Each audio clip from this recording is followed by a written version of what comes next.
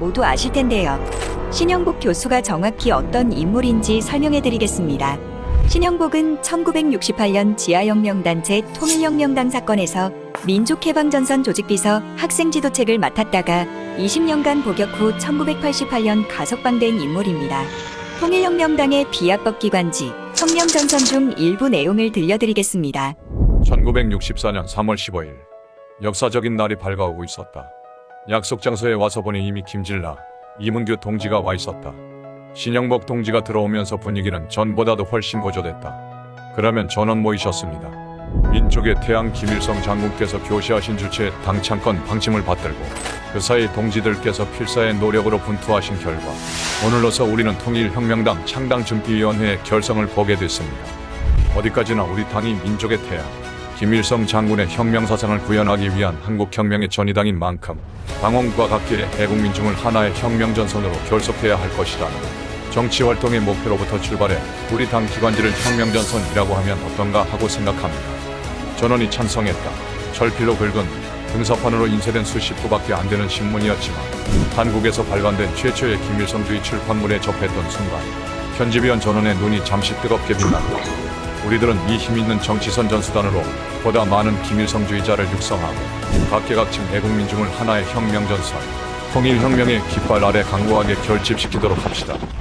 이 대목은 비밀리 약속 장소에 모인 통역당 무리들이 혁명전선의 창간을 공식 선언하는 장면을 묘사한 대목으로 이들은 김일성 주체 사상을 지도 이념으로 삼고 있다는 것을 알 수 있습니다. 68년 통역당 사건으로 체포될 당시 육군사관학교 교관으로 생도들에게 경제학 언론을 가르쳤던 신영복은 20년간 국가보안법 위반 혐의로 복역한 뒤에도 성공회대학교 사회과학부 교수와 석좌교수로 재직하며 수많은 후학을 양성했는데요. 한명숙 전 총리의 남편 박성준 성공회대 겸임교수는 오래전 신영복의 영향으로 통역당에 입문했으며 문재인 정부의 대통령 비서실 탁현민 의전비서관도 성공회대 교수였고 연예인 김재동, 가수 윤도현도 성공회대에 몸담은 신영복이 배출한 좌파 명사들입니다. 서울대 경제학과 재학 시절 김종태에게 포섭대 사상교육과 학습을 받은 신영복은 학교 후배인 박성준을 끌어들여 합법 기관지인 청맥 발행을 이끄는 등 그룹 내에서도 핵심적인 역할을 맡아왔습니다. 신영복에게 무기징역을 선고한 대법원 판결문에도 1966년 중순경 김질락은 서울 중구 무교동 소재의 한 다방에서 국회에 이익이 되는 점을 알면서 김종태를 만나 그에게 신영복을 포섭하였다고 보고했고 김종태로부터 신영복에게 교양을 주어 하부 조직을 하도록 하라는 지시를 받아 반국가 단체인 국회를 이롭게 했다. 라고 자세히 적혀 있습니다. 통역당의 주역 김질락이 감옥에서 집필한 수기 주암산을 보면 통역당과 산하 조직은 개인의 양심이 아닌 북한의 지령을 받아 움직인 지하당이었음이 명확해집니다.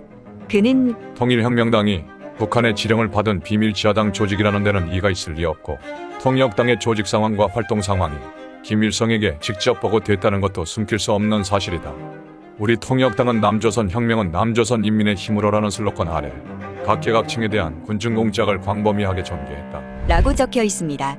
북한은 우두머리 격인 김종태 등 통역당 조직이 공안 당국에 검거되고 사용되자 그에게 최고 훈장인 금성메달과 국기훈장 제1급을 내리는 등 북한에서도 이들의 존재를 알고 있다는 것이 확인되는 사례를 확인할 수 있습니다.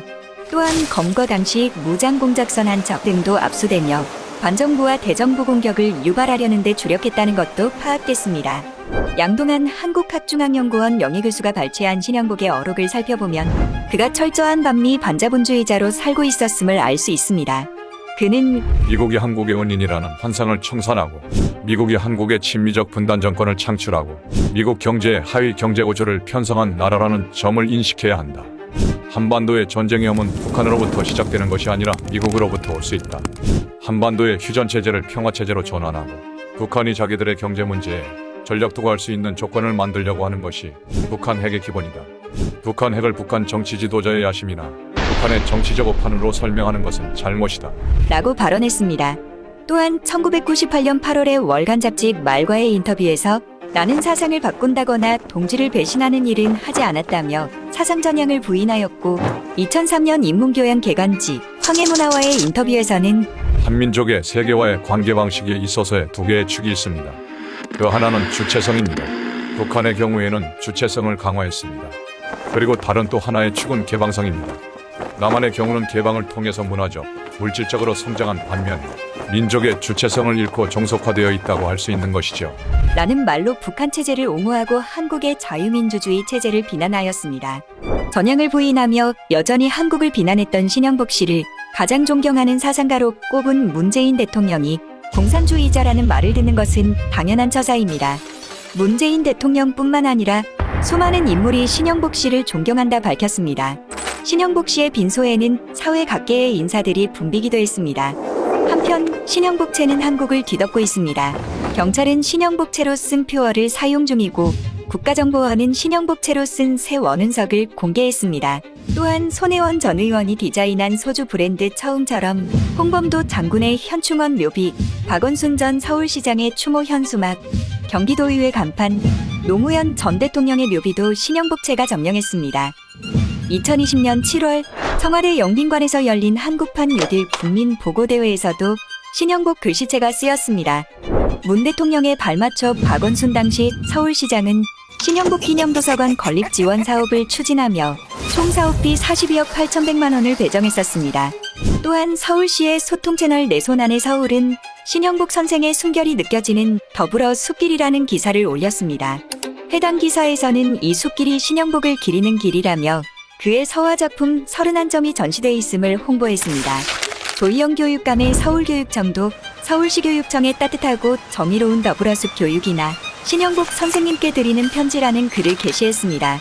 대한민국 곳곳 신영복체가 넘쳐나고 있으며 대한민국을 전복시키려 한 신영복을 존경한다는 여러 거물 인사들과 문재인 대통령을 그래도 이해하십니까? 지금까지 이슈이지였습니다.